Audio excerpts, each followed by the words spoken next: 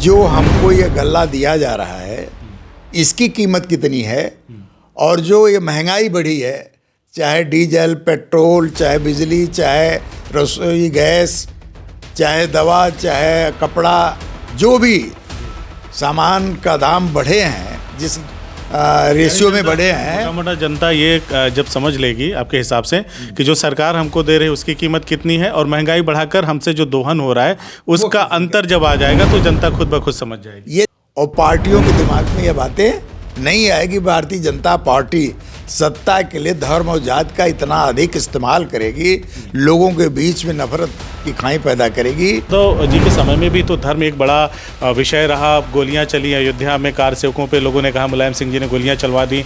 उन्होंने समाजवादी पार्टी की तरफ से या जो समाजवाद की सोच रखने वाले दल हैं उन्होंने कहा मुलायम सिंह यादव ने अपने जो दायित्व थे उसका निर्वहन किया। तो ऐसा नहीं था कि उनके समय में ये धर्म का दूसरी पार्टी इस्तेमाल नहीं कर रही थी या धर्म को बेस बना के लड़ नहीं रही थी।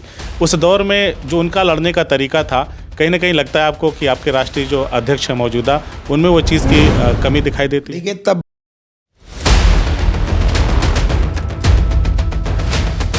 नमस्कार, बदलेगा भारत पर अग्नि परीक्षा देख रहे हैं।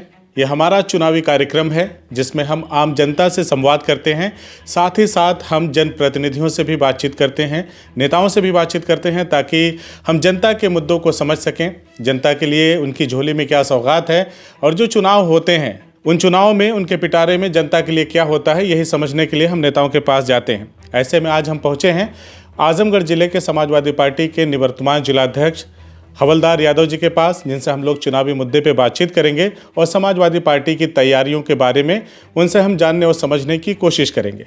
तो सबसे पहले बहुत बहुत स्वागत है सर हमारे कार्यक्रम में। बहुत बहुत धन्यवाद। क्या रणनीति है सर? इस बार फिर से चुनावी सरगर्मियाँ तेज हो गई हैं और वैसे तो हमारे देश में हर साल ही चुनाव होता है, कहीं ना कहीं किसी न किसी राज्य में होता ही रहता है, लेकिन लोकसभा चुनाव देश की दिशा और दशा को तय करने वाला होता है। ऐसे में आप क्या देख रहे हैं इस बार 2024 के चुनाव में? देखिए, 2024 का चुनाव बहुत ही महत्वपूर्ण चुनाव होगा और 2024 के लिए समाजवादी पार्टी ने कमर कस लिया है कि यदि 2024 में ये फासिस्ट सांप्रदायिक और पूंजीवादी ताकतों को हटाया नहीं जाएगा तो देश को बर्बाद कर देंगी। गरीबी बढ़ती जा रही, महंगाई बढ़ती जा रही है, बेरोज़गारी बढ़ती जा रही है। ऐसे हालात में समाजवादी पार्टी ने निर्णय लिया है कि जो कमियां पीछे रही हैं उन कमियों को देख करके हम उसका निराकरण करके 2024 में भारतीय जनता पार्टी को उत्तर प्रदेश से हराने का काम करेंगे। तो फार्मूला क्या है सर? जैसे आपने बताया फासिस्ट और जन विरोधी सरकार भारतीय जनता पार्टी को अब बता रहे हैं, तो फार्मूला क्या है? किस फार्मूले के तहत आप इस जन विरोधी, आपके हिसाब से, हालांकि लोग कहते हैं कि विकास के पथ पर यह सरकार अग्रसर है और आज़ादी के बाद से अब तक की भारतीय जनता पार्टी के नेता तो दावा कर रहे हैं कि ऐसी कोई सरकार नहीं थी जिस तरह से नरेंद्र मोदी की सरकार है। तो इस सरकार से निपटने का या इसको हटाने का आप लोगों के पास फार्मूला क्या है? देखिए, इस सरकार के बारे में विकास का जहाँ तक सवाल है तो विकास केवल झूठ का विकास हो रहा है। झूठी बातें, जितनी भी योजनाओं की घोषणा होती है वह सभी झूठे हैं, ज़मीन पर नहीं दिखाई देंगी। वह केवल कागज़ों में, मीडिया पर इनकी योजनाएं दिखाई देती हैं। एक भी आजमगढ़ आप उठा के देख लीजिए, आजमगढ़ में कोई भी योजना इनकी आज तक ऐसी नहीं हुई कि जिसको पूरा करके 6 साल में इन्होंने उसका लोकार्पण किया हो, उद्घाटन किया हो। आज तक नहीं। ये जितने भी काम हुए थे अखिलेश यादव की सरकार में हुए थे और उन कामों का लोकार्पण या उद्घाटन इन लोगों ने किया। चाहे हमारा आपका ये कृषि विश्वविद्यालय का रहा, चाहे महिला पोस्ट ग्रेजुएट कॉलेज का रहा, चाहे जितने भी सड़कों का निर्माण पूरे रहा, वो सारे निर्माण जितने उसको गिनाने लगे हम। अब जैसे चीनी मिल का था जी, चीनी मिल, इतनी बड़ी चीनी मिल बनी, लेकिन उसका भारतीय जनता पार्टी के जन विरोधी नीतियों के नाते, किसान विरोधी नीतियों के नाते उसका इस्तेमाल जिस तरीके का होना चाहिए नहीं हो रहा है। किसान गन्ना नहीं उत्पादित कर रहा है, जिससे मिल पूरी क्षमता में नहीं चल पा रही है। विकास का एक भी काम, सड़कें टूटी हुई हैं, आज आने जाने के लोगों को परेशानी हो रही है। जो भी सड़कें अखिलेश यादव के कार्यकाल में बनी, उन सड़कों की मरम्मत नहीं हो पा रही है।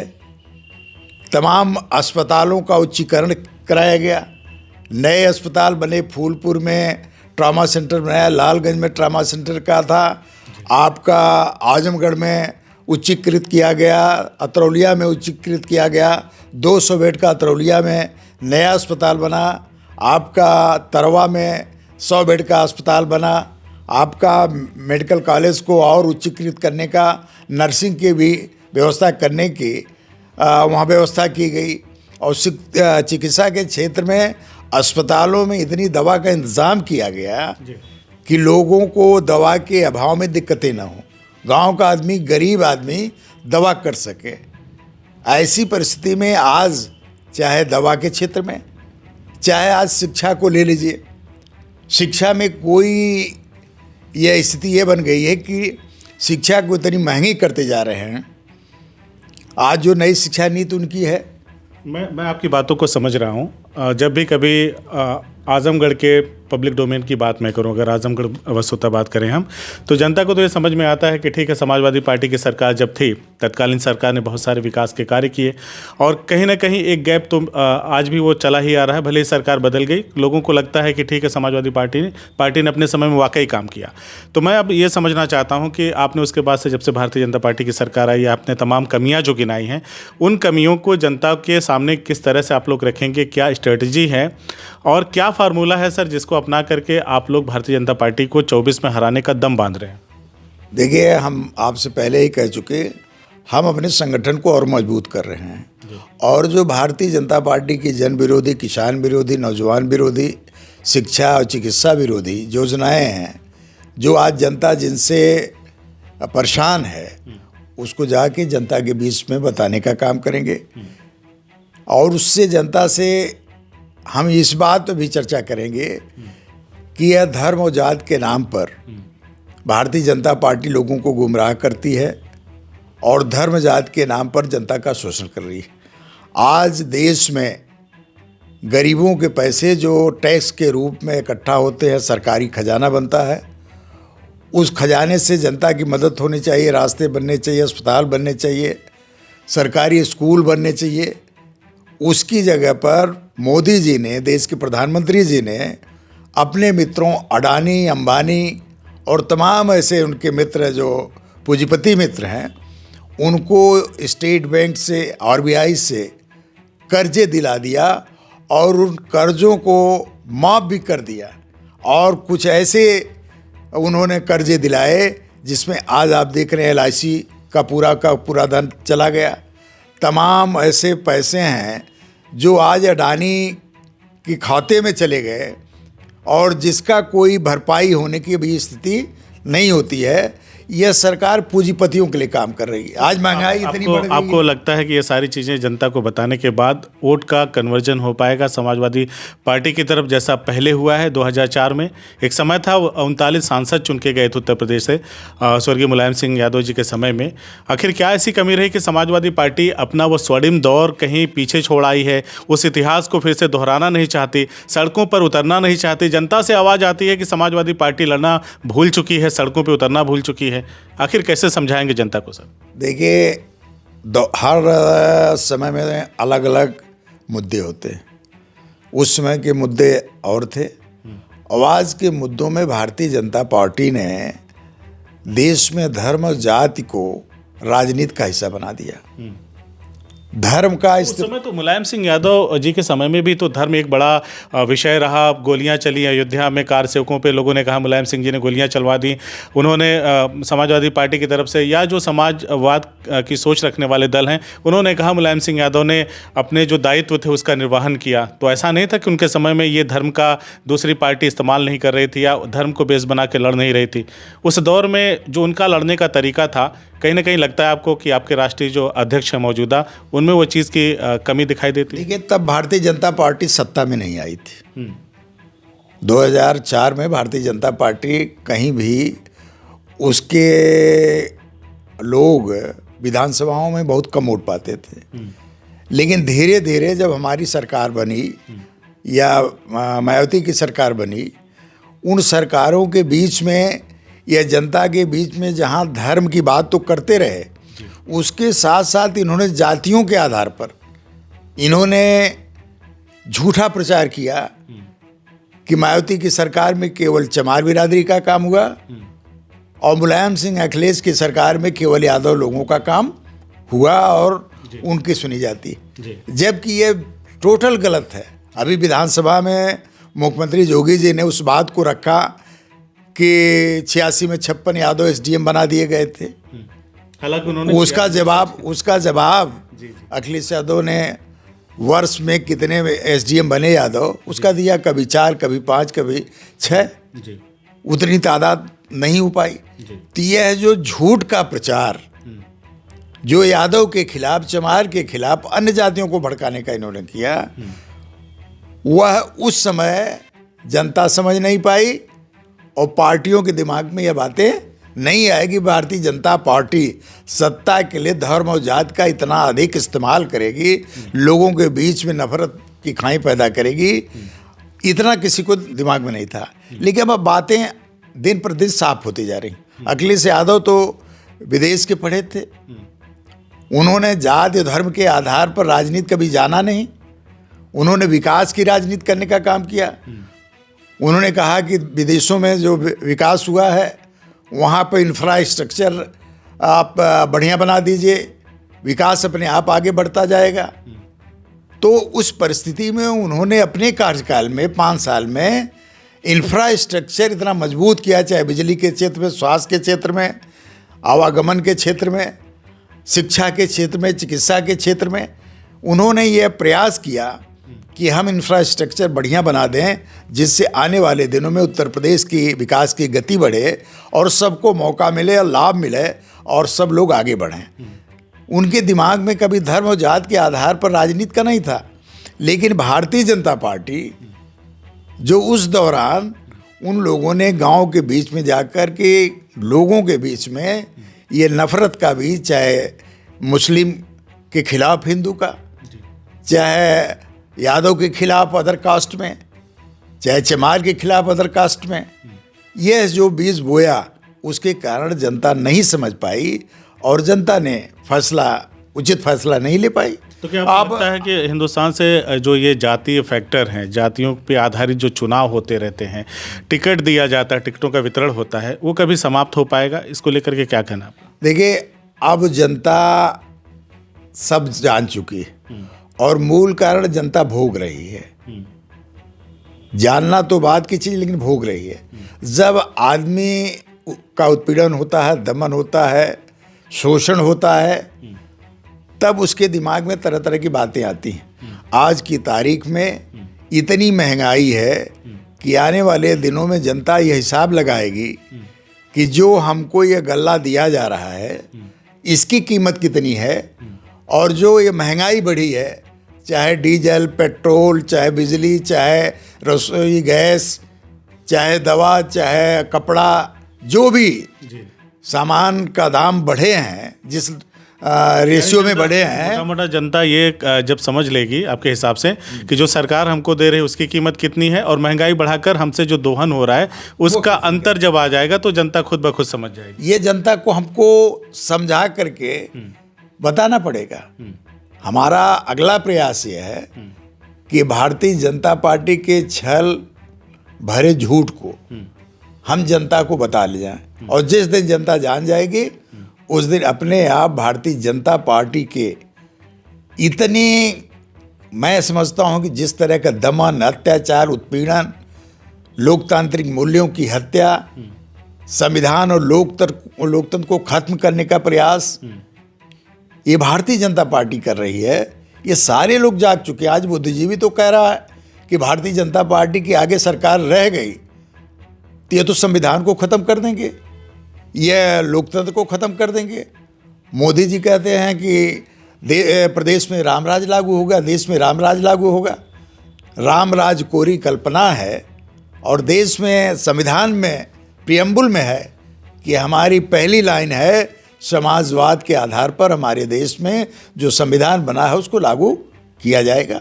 यह बात डॉक्टर लोहिया ने कहा, यही बात डॉक्टर अम्बेडकर साहब ने कहा, यह बात शहीद आजम भगत सिंह ने कहा। तो समाजवाद में तो सब आते हैं। समाजवाद पूरा व्यापक है, उसमें सभी लोगों को अवसर दिया जाएगा जो जिस तरह के स्थिति रहेगी। समाजवाद में अमीरी गरीबी है। ये 85 और 15 का क्या मामला? आज आपकी मीटिंग में मैं था, मैंने देखा वहाँ पे आपके नेता भाषण दे रहे थे कि हम 85% पे अपना ध्यान केंद्रित कर रहे हैं, तो फिर ये 15% को छोड़ के ये कैसा समाजवाद है? देखिए, 15% को हम छोड़ने की बात नहीं कर रहे हैं, लेकिन इतना ज़रूर कर रहे हैं कि जो सदियों से 85% लोग, 90% लोग कहीं न कहीं दमन उत्पीड़न का शिकार हुए हैं, उनको उनका अधिकार मिलना चाहिए। आज आप देख लीजिए, पूरी नौकरियों में आज़ादी के बाद से, चाहे वह सुप्रीम कोर्ट के जजेज, चाहे हाई कोर्ट के जजेज, चाहे IAS, IPS, PCS, PCSJ और जितनी भी नौकरियां हैं, उन नौकरियों में क्या पिछड़े वर्ग के, जिनकी आबादी 54% है, और जो दलित समाज है उसकी आबादी 23% है, उन लोगों की भागीदारी हो पाई है? क्या वह लोग देश में कितनी यूनिवर्सिटियों में OBC और SC के लोग कुलपति हैं, उप कुलपति हैं, कितने प्रधान सचिव हैं, कितने मुख्य सचिव हैं, कितनी जगहों पर आज हमारे DM हैं, SP हैं, थानेदार हैं, कितनी जगहों पर हमारे अधिकारी हैं। ये पिछड़े वर्ग के लोग और शेड्यूल कास्ट के लोग यह देख रहे हैं, और यह जो सदियों से उत्पीड़न हुआ, शोषण हुआ और जो ठगी की गई है, जनता नहीं समझ पाई। अब जनता समझ रही है, सोशल मीडिया के माध्यम से और गूगल के माध्यम से वह देख रही है कि हमारी कितनी संख्या, हमारी कितनी भागीदारी होनी चाहिए, उसके हिसाब से हमको नहीं मिला है। आज वो सवाल कर रही है। आज उस पर हम पूरी पार्टी चाहती है, देश की सभी पार्टियां करीब करीब चाहती हैं कि बिहार में तेजस्वी यादव ने कहा कि जाति आधारित जनगणना हो, जिसका जितना हिस्सा हो उसको उसका अधिकार दिया जाए। अखिलेश जी ने विधानसभा में भी ये प्रश्न उठाया था, और साथ ही साथ अखिलेश जी ने एक चीज़ और मैं आजकल देख रहा हूँ, मुझे महसूस हो रहा है कि OBC और दलित को लेकर के जो राजनीति है उस पर ज़्यादा गंभीरता से आगे बढ़ने की कवायद समाजवादी पार्टी की शुरू हुई है। तो क्या लगता है कितना फ़र्क पैदा करेगा ये सोच 2024 के चुनाव में? देखिए, यह मुद्दा बहुत बड़ा मुद्दा है, और जिस तरह से भारतीय जनता पार्टी पिछड़ों दलितों का अधिकार हड़प रही है, आप देख रहे हैं शिक्षकों की नियुक्ति में, और जो यूनिवर्सिटी और महाविद्यालयों में नियुक्तियां, प्रोफेसर की नियुक्तियां हुई हैं, उसमें सीधे एक जात का, क्षत्रिय समाज के तमाम लोग भर दिए गए। आज जिस तरह से नौकरियों में श्रवण वर्ग के लोगों को भरा जा रहा है और पिछड़े वर्ग दलित के लोगों को नौकरियों में हिस्सेदारी नहीं दी जा रही है। 69,000 शिक्षकों की भर्ती में सीधे 17,000 से लेकर 19,000 जो पिछड़े वर्ग के दलित शिक्षक थे उनका जो अधिकार ख़त्म कर दिया गया और श्रवण को दे दिया गया। इस तरह की जो बातें आज समाज में आ रही, भारतीय जनता पार्टी कर रही है। 340 लोगों को लेटरल के आधार पर IAS बना दिया। PCS में भी भर्ती करने का प्लान चला, उसमें एक भी OBC SC का आदमी नहीं है। तो ये तो भारतीय जनता पार्टी पहले वाले राज का, जो सामंती शाही का राज था, जो पहले का राज था, उस राज से भी बुरी हालत इस सरकार में कर दिया है। ये अंग्रेज तो कुछ गनीमत है, लेकिन यह जो भारतीय जनता पार्टी है, भारतीय जनता पार्टी अंग्रेजों से भी ज़्यादा लूटने का और देश को कमज़ोर करने का काम कर रही है। यानी OBC और वो दलित वाला फैक्टर आप लोगों का काम करेगा 24 में? निश्चित तौर पर यह अब अधिकारियों की लड़ाई है। इसी से जुड़ा मेरा एक और सवाल है। एक बड़ा वोट बैंक आपका मुस्लिम समाज माना जाता है, और लाल किले की प्राचीर से नरेंद्र मोदी जी ने, जो देश के प्रधानमंत्री हैं, उन्होंने पसमानदा समाज की एक बात कह कर के मुसलमानों का जो आपका एक फिक्स वोट बैंक है उसमें बड़ी सेधमारी की एक कोशिश की या शुरुआत कर दी, जिसका असर, आप तो आजमगढ़ के रहने वाले हैं, अच्छा खासा आपको मुबारकपुर में नज़र आ रहा होगा। पसमानदा समाज से जुड़े हुए तमाम लोग, जब दानिश आज़ाद अंसारी बीजेपी के मंत्री आते हैं तो बहुत सारा यहाँ फ्रंट बन चुका है पसमानदा समाज का या बीजेपी का अल्पसंख्यक मोर्चा। बड़ी तेज़ी के साथ वहाँ पे मुसलमान पसमानदा समाज के जिनकी संख्या बहुत ज़्यादा है वो जुड़ रहा है। तो कहीं नहीं लग रहा आपको कि एक तरफ से ओबीसी और दलित को हम जोड़ तो रहे हैं, आगे बढ़ रहे हैं, लेकिन मुस्लिम वोट बैंक हमारा खिसकता जा रहा है? इसको लेकर के क्या नुकसान का अंदेशा है? देखिए, भारतीय जनता पार्टी मुगालते में है। जो भारतीय जनता पार्टी मुसलमानों का जितना उत्पीड़न हो सकता है उसमें कोई कमी नहीं रख रही है। आज मैं समझता हूँ कि देश और प्रदेश में मुसलमान जिस तरह से जी रहा है, जिस तरह से परेशान है, इतना कभी भी इस देश में नहीं रहा है। और मुसलमानों को जानबूझ करके उनके नेताओं को, उनके नुमाइंदों को भारतीय जनता पार्टी परेशान कर रही है। क्या पसमानदा समाज जो है उससे अलग है? पसमानदा समाज के ही एक व्यक्ति को उन्होंने मंत्री बना दिया, दानिश आज़ाद अंसारी की ही मैं बात कर रहा था। तो एक मैसेज देने की कोशिश कर रहे हैं कि हम पसमानदा समाज को लेकर के बड़ा ही सॉफ्ट कॉर्नर रख रहे हैं, उनको लेकर के आगे बढ़ रहे हैं, मुसलमानों के हित को लेकर के हम आगे बढ़ रहे हैं, सबका साथ सबका विकास वाली नीति पे हम आगे बढ़ रहे हैं। तो समस्या क्या है? कहीं वोट बैंक खिसकने का डर है आपको? एकदम नहीं। पसमानदा समाज सब जान रहा है। पसमानदा समाज को, माइनॉरिटी को, पिछड़े वर्ग को, यह सबको पहले ज़माने में जैसे जमींदार हुआ करते थे, सामंत हुआ करते थे, लोगों को डराते थे, धमकाते थे, जेलों में बंद कराते थे, उस तरह का आचरण मोदी और योगी जी कर रहे हैं, अमित शाह जी कर रहे हैं। लोगों को डरा रहे हैं, धमका रहे हैं कि आप मेरे साथ नहीं आओगे तो आपके खिलाफ ईडी हो जाएगी, सीबीआई हो जाएगी, आपके खिलाफ इनकम टैक्स की रेड हो जाएगी, सिपाही आपके घरों पर जाएंगे, दरोगा आपको चलने नहीं देगा। इस तरह का जो भय भारतीय जनता पार्टी पैदा कर रही है, लोग अपने को बचा करके चल रहे हैं। और जब चुनाव आएगा, चुनाव के दिन सब लोग घरों से निकल करके एक जनसैलाब तैयार करके लोग पोलिंगों पर जाएंगे, वो भारतीय जनता पार्टी को उखाड़ फेंकने के लिए वोट देंगे।